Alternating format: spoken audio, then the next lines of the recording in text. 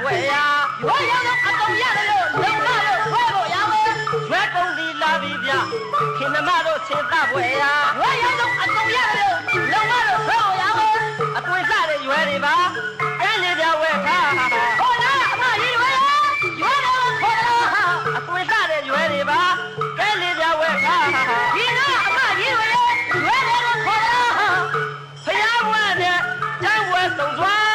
အတူဝဲနဲ့မင်္ဂလာပွဲညီညာကြိတ်ရရွေးလို့ဝဲဒီတော့မသိနဲ့ကွယ်ဒီတော့မသိနဲ့ကွယ်ဖယားဝဲနဲ့ကျောင်းဝဲစုံစွာအတူဝဲနဲ့မင်္ဂလာပွဲညီညာကြိတ်ရရွေးလို့ဝဲဒီတော့မသိနဲ့ကွယ်ဒီတော့မသိနဲ့ကွယ်ဆွဲကြဖို့များအမအာစီဝါနဲ့ညအောင်ရောက်ပါဆွဲကြဖို့များအမအာစီဝါနဲ့ညအောင်ရောက်ပါကျောက်ကတော့လေရောင်းကုန်တရားကောင်းကုန်ပြအမြတ်ကြီးစားရမှာလေကျင်နာတယ်ကျောက်ကတော့လေရောင်းကုန်တရားကောင်းကုန်ပြအမြတ်ကြီးစားရမှာလေကျင်နာတယ်ဓမ္မလားရောက်ရဲ့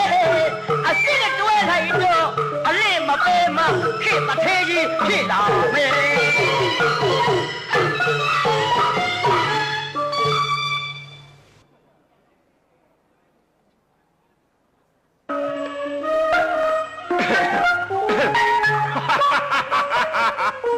ဟဲ့ကောင်မလေးအမလေးအပင်မခံပြီးအလုံးလုံးနေတာဟဲ့ချွေတွေတန်နေနဲ့ပါလားဟေးဒါတော့အပင်မခံသားမှာနဲ့ဒီမဲ့အနာယူပြီးကိုလှလှပါဆင်စမ်းမအောင်ဟာဘာလဲအတပြာလုံးတွေပါအတပြာလုံးနေငါပြောဟဲ့မလို့ပါဘူးအခါချင်းငွေပေးပြီးတော့ဘာလို့ကခိုင်းထားတာပဲအဘမခေါ်စမ်းပါနဲ့အဘလို့မခေါ်စမ်းပါနဲ့အကိုကြီးလို့ခေါ်စမ်းပါပြောနော်အတပြာလုံးရင်ပြောတက်လားဟိုဟာမကြီးမသိသေးနဲ့ဟိုဟာမကြီးသိလို့ရှိရင်လည်းကမကောင်းဘူးတက်လားအားလုံးလဲတဲ့ပြေးသားဘယ်မှာမိုက်တယ်ရှောက်လို့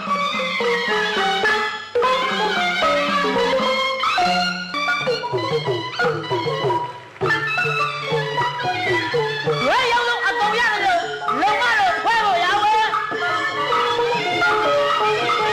ခေါ်နေရအမကြီးရွေးတယ်လို့ခေါ်လာခေါ်ရင်လာမယ်ရွေးတယ်ကြိတ်ရရွေးလို့ဝဲဒီတော့မသိနဲ့ကွယ် လူကြီးလိုက်တာနော် ဒီတော့မသိနဲ့ကွယ်ကျုပ်ကတော့လေရောက်ကုန်တရားကောင်းပုံပြအမြတ်ကြီးစားရမှာလေကျင်နာတယ်ဓမ္မလားရောက်ရဲ့အစ်စ်တွဲလိုက်တော့အလေးမပေးမခေပသေးကြီးဖြစ်လာမယ်ရွေးဖွားဟဲ့ဘာတော့ငါမြည်ရဲ့အလံတကြားဟဲ့နေရလေဖွားရဲ့ဘာတော့ဟဲ့ရွေးပဲလာနေတယ်ဖွားရွေးတယ်ဟုတ်တယ်အဲ့ဘာလို့ရမှာလဲဟိုဟဲ့ဒီလူကြီးလိုက်တာဖွားရဲ့ဝဲပေးစမ်းပါခက်လိုက်တာမြည်ရဲ့အဖိုးရှိတော့လို့မဟုတ်ဘူးငါမြည်ရဲ့ဝဲစရာအတပြားလည်းမရှိဘူးဝိချီလို့ပါဖွားရဲ့မြည်ရလဲကွယ်ကိုဘဝအခြေအနေကြည့်ပြီးပူဇာမပေါ်မြည်ရဲ့ဖွားဟဲ့မြည်ခုမှတတိရတယ်ဖွားရဲ့ဖို့လက်ထက်ကလေကျန်နေရတဲ့ခွက်ကြီးတစ်လုံးရှိတယ်ဖွားရဲ့အဲ့ဒီခွက်ကြီးနဲ့ရတဲ့လောက်ကလေးဝဲပေးစမ်းပါဖွားရဲ့လဲပေးစမ်းပါနော်ခွက်ကြီးတစ်လုံးဟုတ်တယ်ငါတော့ပြပါဘူးဟဲ့သွားယူကြီးငါမိကုသိုလ်ကရှိရင်လည်းရမှာပဲသွားယူဟုတ်ကဲ့ရွေးတယ်အိုးအမောင်ရွေးတယ်ဘာလဲဘွားကြီးခဏလာပါဦးကွယ်ဘာလဲရဝင်နိုင်ရလားမဝင်နိုင်မဲတော့မခေါ်နဲ့ဒါကြောက်ခက်ကလည်းမဟုတ်ဘူးအချိန်မစွမ်းနဲ့ခမရတိုင်နေမှာဟုတ်ပြကြောက်ရောက်ရလိမ့်မယ်သိပါတယ်အမောင်ရဲ့ဒါပေမဲ့မြည်လေးကလိုချင်လို့တဲ့ဘယ်မလဲမြန်ကောမြည်ရဲ့မြန်လာဟဲ့ဖွားလာပါပြ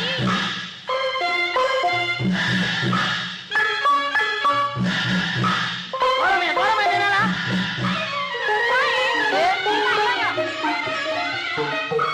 အိုးအရှင်တကီရွယ်ကုန်ဒီလေရဲ့ဤခွက်ကိုယူရွေဤနမကိုတာသာစီရခွဲတစောတခုသောဥစ္စာပေးခဲ့ပါတော့ရွယ်ကုန်ဒီလေရဲ့ကြိုက်ကြည့်လိုက်စမ်းမယ်နေဦး သေချာပွတ်ကြည့်အောင် ဟာရွှေခွက်ကြီးဟာပါလေးဟုတ်ပါတယ်မောင်ကြီးဤလေရွယ်လေးတွေကိုတစ်သက်ဆုံးမဲလွန်းလို့ပါတကယ်ဤလေရွယ်လေးတွေကိုတစ်သက်ဆုံးမဲလွန်းလို့ပါတကယ်ခေါ်ဒီခွက်ကလေးနဲ့တရာတလောက်ပေးကလဲနေပါလားမောင်ကြီးရဲ့ ရွှေခွက်တော့ဖြစ်နေပြီပါလေးကိုပစ္စည်းတစ်စုံတစ်ခုမပေးရပဲဒီရွှေခွက်ကြီးအလကားရအောင်အမြတ်ထုတ်လိုက်အောင်မယ်ဟဲ့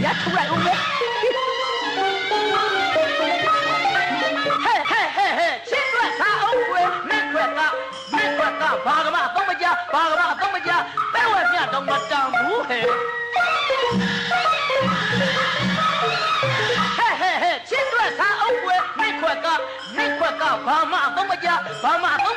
ပဲဝဲပြတော့မတန်ဘူးဟဲ့ငါပစ္စည်းကိုရည်သူကစိတ်မကူးနဲ့ငါပစ္စည်းကိုရည်သူကစိတ်မကူးနဲ့မလဲနိုင်ဘူးဟဲ့နှစ်ခွဲစုပ်ပါလို့ဆရာလေဟဲ့ ရေလာရ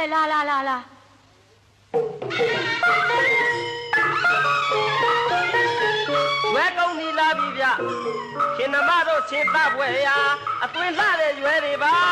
ကဲနေကြဝဲထားဖျားပွဲနဲ့ကျောင်းပွဲဆုံးသွားအထုပွဲနဲ့မင်္ဂလာပွဲညီညာဆွဲကြဖို့များသမ္မာအာဇီဝနဲ့ညီမျှအောင်ရောက်မှာ ရွယ်ရလာပြန်ပြီ ကျုပ်ရွယ်ကလေးတွေကိုသာအမြဲဝင်ကသုံးကြရင်ဗျာတအိမ်လုံးပဲကြမ်းမှာချမ်းသာ လူကြီးလိုက်တာနော် တစ်မြောက်လုံးပဲကြမ်းမှာချမ်းသာတစ်ပြေလုံးပဲကြမ်းမှာချမ်းသာမြဝေနေရရှိတီတာအလားကဲ့သို့ပမာအေးမြလိုရာဆန္ဒပြည့်စေသားဟုယခုညွန်ကားသုမပထနာရွယ်ကုန်ဒီကားပြောမြေတာကိုလျက်ပါ ရွယ်ရလာပြန်ပြီအဖွားဘာတော့ငါမီးရဲ့ရွယ်ရလာပြန်ပြီဖွားရဲ့ လုံးပြမီဟိုရွဲတဲ့တော့ငါမီးအရိုက်ခါမှဆုံးလို့အဖွားခေါ်ထားတာဟဲ့ အခုရွယ်တဲ့ကအရင်ရွယ်တဲ့နဲ့မတူဘူးဖွားရဲ့နှုတ်ဤရင်ကျဲချင်းနဲ့လည်းပြည့်စုံနေနောက်ပြီးတော့သူပြောပုံဆိုပုံတွေကလေရည်ချင်းသိမ်မှုလှပါတယ်ဖွားရဲ့သူ့ရဲ့ရုပ်လက္ခဏာကြည့်ရတာလေတစ်ဖက်သားအပေါ်ညာတာတနာဂယုဏထားပြီးအမှန်တရားကိုပြောကြမဲ့ပုံကိုနဲ့တူတာပဲဖွားဖွားရဲ့ အေး နော် ဒီလိုဆိုရင်အဖွားလဲပေးမယ်ငါမီး ဟုတ်ကဲ့ ခေါ်အမောင်ရဲလေ မိခင် ခိတလာပါဦးအမောင်ရဲ ဟုတ်ကဲ့ခင်ဗျာကောင်းပါပြီရော့မောင်ဓမ္မကရွဲများဆင်များရင်လို့အဖွားတို့မှာအတပြားမရှိလို့မဝဲနိုင်ပါဘူး ဟုတ်ကဲ့ ဒီခွက်ကိုယူပြီးထိုက်တင်တဲ့လောက်လေးမောင်ဓမ္မကိုပေးတယ်ပါအမောင်ရဲ ဟုတ်ပါတယ်မောင်ကြီးရဲ့နော် ဒီခွက်နဲ့လဲပါလား ဟုတ်တယ် ကျွန်တော်အားဤခွက်အားကြည့်ရှုခွင့်ပြုပါမိခင် ကြည့်ပါမောင်ရဲကြည့်ပါ အလိုနာရနီရွှေခွက်ပါလားအိုးမိခင်ကြီးဤခွက်ဒီကအတီးအတပြားတသိန်းထိုက်တဲ့ရွှေခွက်အစစ်ဖြစ်လေပြီထိုမြလားအဖို့တမ်းပါတဲ့ဥစ္စာပစ္စည်းများတို့သည်ကျွန်ုပ်ဤထမ်းမှာမပါလာခဲ့ပါဘူးအတီး ဟောမီးရွှေခွက်တယ်မီး အိုးမိခင်ကြီးဤခွက်ဒီကအတီးအတပြားတသိန်းထိုက်တဲ့ရွှေခွက်အစစ်ဖြစ်လေပြီထိုမြလားအဖို့တမ်းပါတဲ့ဥစ္စာပစ္စည်းများတို့သည်ကျွန်ုပ်ဤထမ်းမှာမပါလာခဲ့ပါဘူးအတီးမပါပါဘူး မာယာသူတော်ကောင်းဒီပြောပြ၍အတိအကျသိရပါပဲလေမာယာသူတော်ကောင်းဒီပြောပြ၍အတိအကျသိရပါပဲလေဟိုမတမာသူရွယ်လုံးဒီတူကအထူးပါရဲ့ဆက်ပဲဝဲပြလောက်မတမ်းဘူးလို့သူဆိုပြီးတော့မြေတို့ပြေးတာသွားတော့ဒီဤရွှေကွက်သည်အမောင်နဲ့သာထိုက်တာမ၍တစုံတစ်ခုသောပစ္စ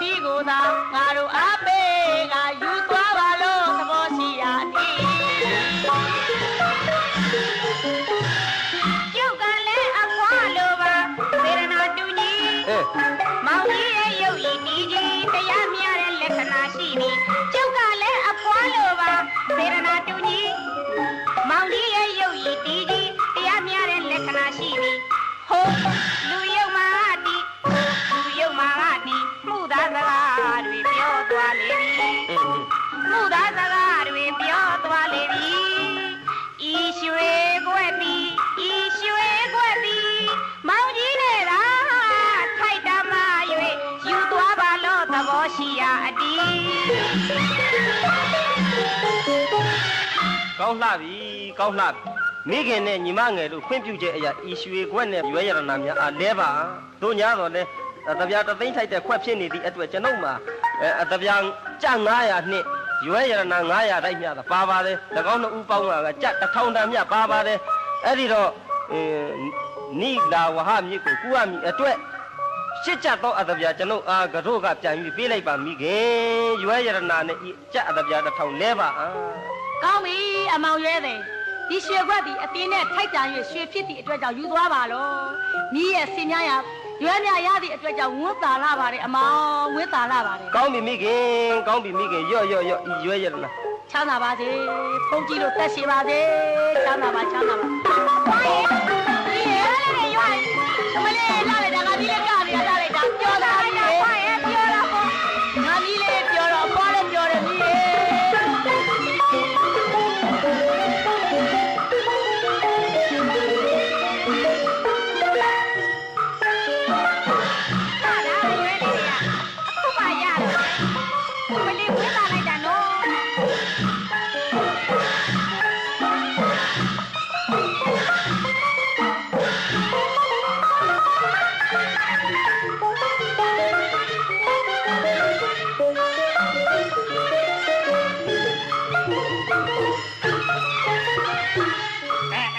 ချိန်တော့တမ်းပြီကိုရွှေခွက်ကြီးကိုပြန်ရောက်ပြန်ပြီးတော့သိမ့်လိုက်ဦးမယ်အိမ်အပြောင်းလှအောင်ရွှေခွက်ကြီးပြန်ယူမနေရကြမယ်အကောင်မလေးနင်ငိုးနေငါမကြည့်ရနိုင်လို့ရော့ဟောဒီမှာနည်းနည်းရွယ်လေးကိုငါပေးရမယ်ပေးအဲ့ဒီခွက်ကြီးကိုအလိုကိုအမဒီတခါညာဦးမလို့လမ်းတော့ပါလေဟာအလိုကိုအမဒီတခါညာဦးမလို့လမ်းတော့ပါတော့ဟာသူများပစ္စည်းမတရားယူပြီးကြီးပွားခြင်းနဲ့လူပါတော့သူများပစ္စည်းမတရားယူပြီးကြီးပွားခြင်းနဲ့လူပါတော့ကောင်းပုံဖြတ်မြတ်ကြီးစားတာသင်္ဃပထမဝေသောကောင်းပုံဖြတ်မြတ်ကြီးစားတာသင်္ဃပထမဝေသောတမင်သက်ကျုပ်ရွှေခွက်ကိုတော့ရထားရတမင်သက်ကျုပ်ရွှေခွက်ကိုတော့ဘယ်ဝဲမြလောက်မတန်ဘူးတဲ့ဒီအမှန်ယူလို့ဆိုပြန်တော့ဒီမှာသိမှလေလောဘတွေမသိစီနိုင်လို့အလားကောင်းနေမဲ့အခါကောင်းရင်တော့你ဘာတွေပြောနေတာလဲသိမှလေလောဘတွေမသိစီနိုင်လို့အလားကောင်းနေမဲ့အခါကောင်းရင်တော့ဟိုရွယ်ကုန်ပြီအမောင်ရဲ့လက်ကိုဖွင့်နေအတပြား1000နဲ့ပေးအပ်လိုက်ပြီတော့ကျုပ်ရွှေခွက်နဲ့ပြလိုက်ပြီနဲ့လာလွဲမလေးရွှေခွက်ပေးလိုက်ပြီရွှေခွက်အဲ့လေရွှေခွက်ပါသွားပြီအမလေးကြောက်ရွှေခွက်ပါသွားပြီအမလေးမေလိုရဲ့ငါရမယ်ရွှေခွက်ငါနဲ့ထိုက်တဲ့ရွှေခွက်ပါသွားပြီအမလေးကလည်းအောင်မေလိုဖေးတပတ်ပူစရာပါဗျာရွှေခွက်ကလာယူလို့သွားဒါရောက်ရွှေခွက်ကလာယူလို့သွားဒါတော့သူမတရားပါဘူးဗျာလောကကြီးလိုက်တာကအမေလေးရခုတော့ကျုပ်တော့ကမိတယ်ပွားတော့ကမိတယ်ပွားလေးရွှေခွက်ပါလားဗျာဟာဘယ်လိုကြတာလဲဟာကလေးမဘာဖြစ်ရမလဲတော့သူများပစ္စည်းမမှန်ကန်တဲ့နီးနဲ့စီးပွားရှာခြင်းလို့အခုတော့လောဘမီးတွေတောက်အယူဘွားရောက်နေပြီလေဟေးဟိုလူကရွှေခွက်ယူတော့ဟေးပေးကွာငါရွှေခွက်ပေးကွာငါရွှေခွက်ပေးဟာလောဘကောင်ကြီးရလေဟေးဒီဘက်ကလူပေးဟိုပစိုးကြတာရှိတယ်ရွှေခွက်ကိုထောက်ပေးဟဲဒုစီဝဟာဟေးဟိုမလေးငါရွှေခွက်ယူတော့နင်းလို့ပေးငါရွှေခွက်ပေးအောက်စယူကအမလေးဟဲဟိုကပါလေပဲပြေးလို့လာခဲ့အယူကလည်းတော့ဒီလောက်တောင်လောဘကြီးနေတာယူရောက်နေတာကကုန်မကဘူးနားတောင်မဒီလိုကောင်မျိုးတော့လေးကရအောင်တော့မလေးအခြေစိုက်ကြည့်လာပါခင်ဗျရွှေမသိက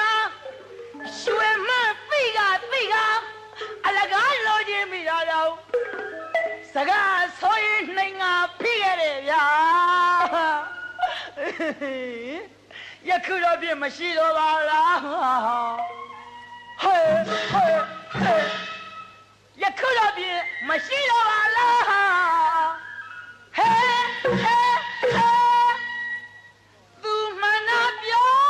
လို့ယူသွားသလဲပေးငါယူခွက်ပေးငါရွှေခွက်ပေးမပေးငါရွှေခွက်ပေးမပေးငါရွှေခွက်ပေး